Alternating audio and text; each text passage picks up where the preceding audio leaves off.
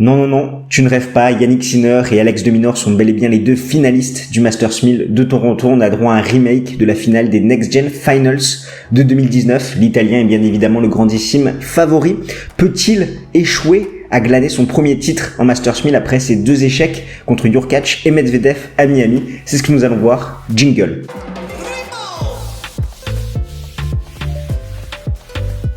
On attaque tout de suite avec Yannick Sinner qui fait vraiment une très bonne saison 2023, 41 victoires, 13 défaites, avec seulement un titre à Montpellier. Par contre, dans les grands événements, il a toujours répondu présent, que ça soit l'Open d'Australie où il s'incline seulement en 5-7 contre Stefanos Tsitsipas, futur finaliste. À Roland-Garros, par contre, grosse désillusion pour lui, et cette défaite en 5-7 contre Altmaier, on pouvait avoir plus d'attentes envers l'Italien.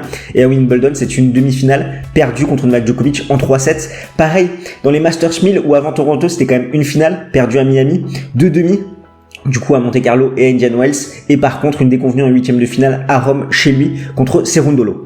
Ainsi, Yannick Sinner, c'est le véritable baromètre de cette saison 2023, même s'il a eu un coup de mou après Barcelone avant de retrouver son tennis avec ses demi-finales à Wimbledon et là encore une finale à Toronto. Si on comptabilise les Next Gen Finals, il visera un 9e titre, 6 ATP 250 pour le moment ainsi qu'un ATP 500 à Washington ainsi que les Next Gen Finals. Il tentera d'ouvrir son compteur en Masters 1000 après ses deux premières désillusions à chaque fois à Miami contre Hurkacz et contre Daniil Medvedev pour devenir le premier Italien à s'imposer dans cette catégorie tournoi depuis Fabio Fognini à Monte-Carlo en 2019. S'il perd, il sera 8e ce lundi au classement ATP. Par contre, s'il gagne, il passerait 6e. Et surtout, il pourrait avoir un coup à jouer pour arriver à l'US Open avec la tête de série numéro 4 en fonction de ses résultats à Cincinnati. Par contre, à la race, quoi qu'il arrive, il sera toujours 4e. Son parcours, Berrettini au premier tour, il a profité du forfait de Andy Murray. Ensuite, Monfils et Paul, il a passé 5h48 sur les cours, a concédé un seul set. C'était contre notre Gaël national. Par rapport au déroulé un petit peu de sa semaine contre Berrettini, il s'impose 6-4, 6-3. Il est invaincu contre les joueurs italiens. Et je pense que Matteo était légèrement supérieur en début de rencontre à Yannick Sinner, jusqu'à 4 partout, 0-30 sur le service de son adversaire, sachant qu'il s'était procuré cette occasion de prendre le service de Yannick. Mais en vain, il n'a pas réussi à le faire. Et derrière, mais il va un petit peu décrocher, il va baisser au niveau de sa qualité de service. Et Yannick Sinner va petit à petit prendre le pas. Contre Monfils, ça fait 6-4, 4-6, 6-3. Un très bon match de la part des deux joueurs. On connaît les armes de Yannick Sinner, cette puissance du fond du court des deux côtés, et Monfils qui se trompe peut-être un petit peu tactiquement, qui a voulu prendre son adversaire à son propre jeu, donc en le jouant du fond en puissance, là où il aurait peut-être dû mettre un petit peu plus de variation. On sait que Monfils, mais il a fait une sacrée semaine avec des victoires sur Eubanks, sur Tsitsipas et sur Vukic, mais il faut pas oublier d'où il revient, et que je pense qu'il lui manquait un petit peu d'essence dans le réservoir pour justement challenger Sinner dans cette filière-là. Donc, petite erreur de sa part. Et en demi-finale, une victoire contre Tommy Paul, 6-4, 6-4, un match assez décousu dû aux conditions venteuses où Tommy Paul a fait le break d'entrée. Ensuite, il y a eu un débreak.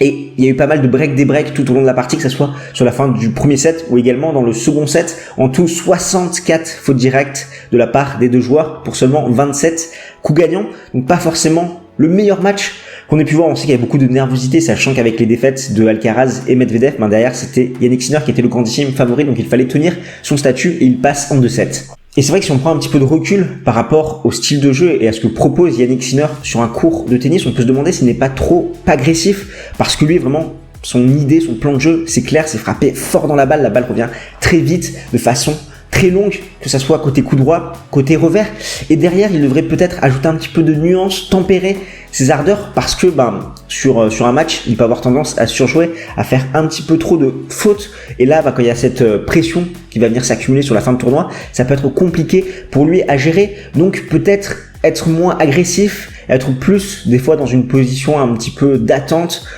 également en défense, ne pas forcément attaquer en permanence. On sait qu'il peut très bien défendre l'Italien, et c'est au service aussi qu'on peut noter un axe d'amélioration. On sait qu'il a progressé, qu'il est revenu à son ancien geste depuis Roland-Garros, ça a apporté ses fruits à Wimbledon avec cette demi-finale. Par contre, si on regarde son pourcentage de première balle, c'est seulement 53% sur l'ensemble de cette semaine, et il y a eu des matchs où il a tourné à 47, 48, 49%, c'est trop insuffisant. Par contre, il a une très bonne réussite derrière sa première balle, parce que là, en moyenne, c'est 81% de réussite derrière. Mais je pense que là encore, il a vraiment cet état d'esprit à vouloir être offensif, agressif, puissant avec cette première balle, où il est en moyenne à 193, 195 km à l'heure. Et je pense qu'il devrait réduire un petit peu la vitesse de cette première, avoir moins d'attention offensive pour plus gagner en précision et ainsi augmenter son pourcentage de première parce que ça peut lui faire défaut, notamment sur sa seconde balle où c'est seulement 48% de points gagnés sur l'ensemble de cette semaine.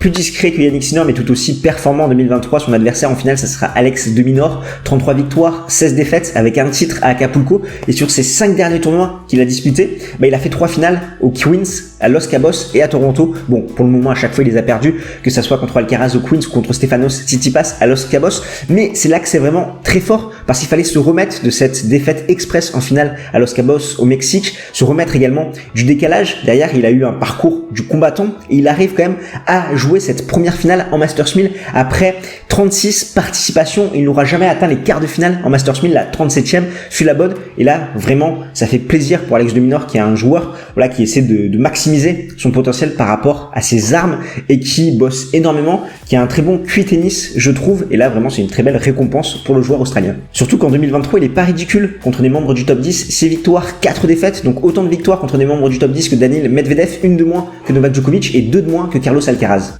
L'Australien visera un 8e titre en carrière, sachant qu'actuellement il comptabilise 6 ATP 250 et 1 ATP 500, donc il a un palmarès similaire à Yannick Sinner. Par contre, il performe moins bien dans les grands événements, que ce soit Masters 1000, sachant qu'avant il n'avait jamais atteint les quarts de finale, ou Grand Chelem, sachant que son meilleur résultat c'est un quart de finale à l'US Open en 2020 où il s'était incliné en 3 petits sets contre Dominic Thiem, le futur lauréat. S'il perd, il sera 12e ce lundi, son meilleur classement. S'il gagne, il prend une place, 11e à la race, 11e s'il perd, et par contre s'il gagne il serait 8e, donc ça c'est pas mal pour potentiellement viser les ATP Finals en fin d'année. Son parcours digne de Koh Lanta, Norrie au premier tour, Diallo le Canadien au second tour, ensuite Fritz, Medvedev et Davidovich Fokina, et pourtant il a concédé qu'un seul set, c'était contre l'Américain. Il a passé en tout 9h44 minutes sur les cours et je pense que d'ailleurs ce match contre Taylor Fritz c'est vraiment son match déclic, sachant que Taylor il va mener 5-1 dans le premier set, il va obtenir 2 balles de set sur son service, il ne va pas les faire, il va se faire remonter petit à petit et c'est finalement l'Australien qui va prendre le premier set 7-6. Il va faire de même contre Daniil Medvedev sur son match suivant, sachant que le Russe va mener 5-2 dans le premier set, ensuite il va mener au tie-break pour finalement perdre en 2-7, 7-6, 7-5. Et c'est vrai que Alex de Minaur il a su capitaliser sur ses forces contre Daniil Medvedev. Il a un style de jeu similaire au Russe avec une excellente couverture de terrain. Il défend énormément, il court partout, il couvre tout, il prend la balle très tôt, il joue à plat. Par contre, il n'a pas de réel coup fort. Et c'est vrai que dans un match contre Daniil Medvedev où les deux joueurs remettent toutes les balles et remettent une balle supplémentaire, ce qui va faire la différence, c'est ta palette offensive. Comment est-ce que tu vas réussir à te créer une option pour mettre le point? Il n'y a pas 36 000 solutions, il existe 2 options. La puissance, on sait que les deux joueurs ne sont pas dotés d'une grande puissance, ils s'appuient plutôt sur la qualité de balle adverse, ou monter au filet, suivre derrière ses attaques, et c'est ce qu'a fait Alex de Minaur, sachant qu'il a essayé de terminer les points au filet, profiter de la position lointaine de Daniil Medvedev. Également, il a ajouté récemment à sa palette tennistique son slice qui est plutôt bon, où il a fait des slices au milieu de terrain, justement pour donner une balle compliquée à réaccélérer à Daniil Medvedev, et derrière, justement Medvedev qui n'arrive pas à s'appuyer sur le rythme de ce slice, il renvoie une balle un petit peu courte, un petit peu faiblard, et ensuite c'est là qu'Alex de Minaur pouvait justement attaquer cette balle, se montrer offensif, et ça a fait la différence contre le Russe.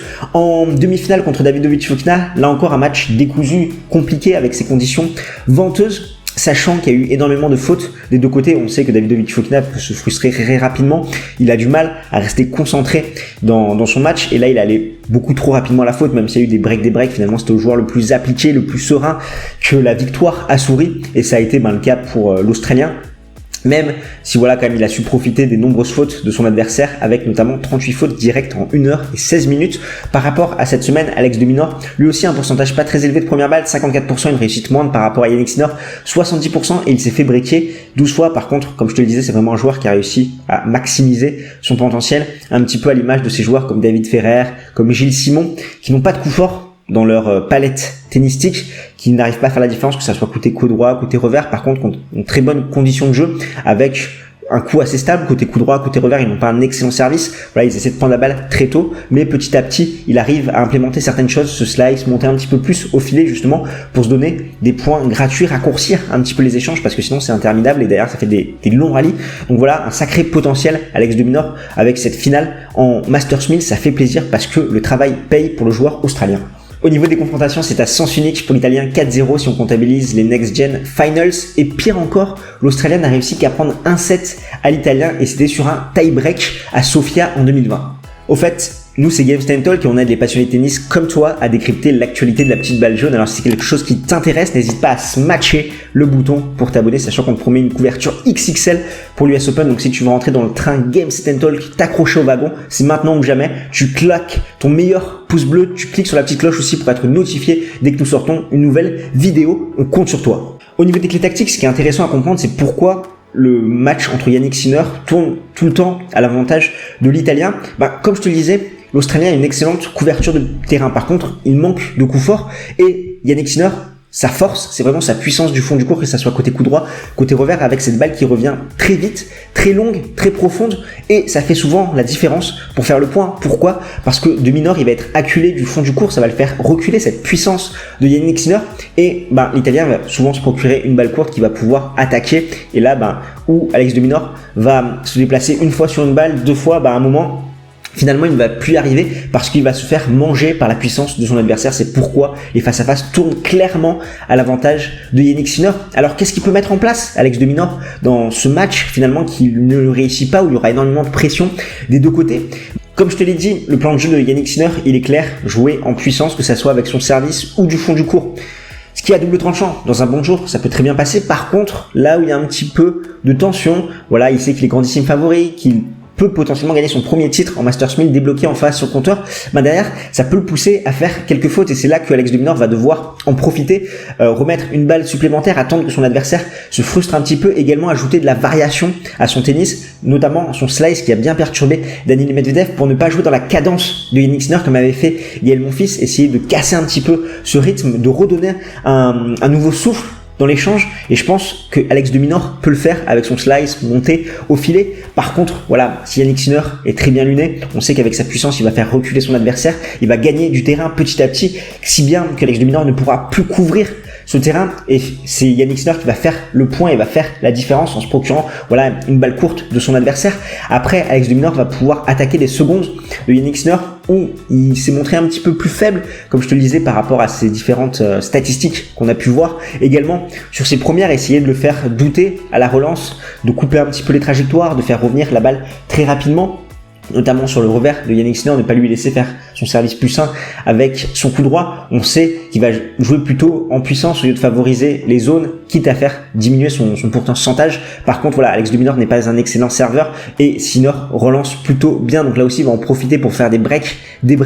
Mais en tout cas, c'est clairement un match qui est compliqué pour Alex de Minor. Après, on aura deux joueurs qui seront tendus. Ce premier titre en Masters 1000 pour l'un comme pour l'autre. Donc forcément, il y aura beaucoup de tension à voir les conditions également, s'il y a du vent ou pas du vent. Mais ça va être important de surveiller ça. En tout cas, en termes de gestion des finales, Alex de Minor, c'est 7 victoires, 9 défaites. Par contre, Jannik Sinner, c'est 8 victoires pour seulement 3 défaites. Donc 2 défaites cette année contre Daniil Medvedev, sa bête noire. On arrive à la partie qui t'intéresse, le pronostic. Je vois une victoire de Jannik Sinner en 2-7, voire 3-7 s'il y a un petit peu de pression, ce qui est totalement possible. En effet, par rapport aux clés tactiques que j'ai énoncées, l'Italien a clairement l'avantage et finalement, il peut juste court-circuiter s'il est vraiment trop pris par l'événement. D'ailleurs, un mot sur le partenaire de cette vidéo, Tennis Metrics, qui a une application qui te permet en fait de suivre tous les tournois ATP et d'avoir une analyse à chaque fois de façon quasiment gratuite. En fait, tu arrives sur leur plateforme, tu as tous les matchs du jour, tu vas voter pour le joueur qui tu penses va gagner. Par exemple, là tu prends le Sinner de Minor, tu vas voter pour l'un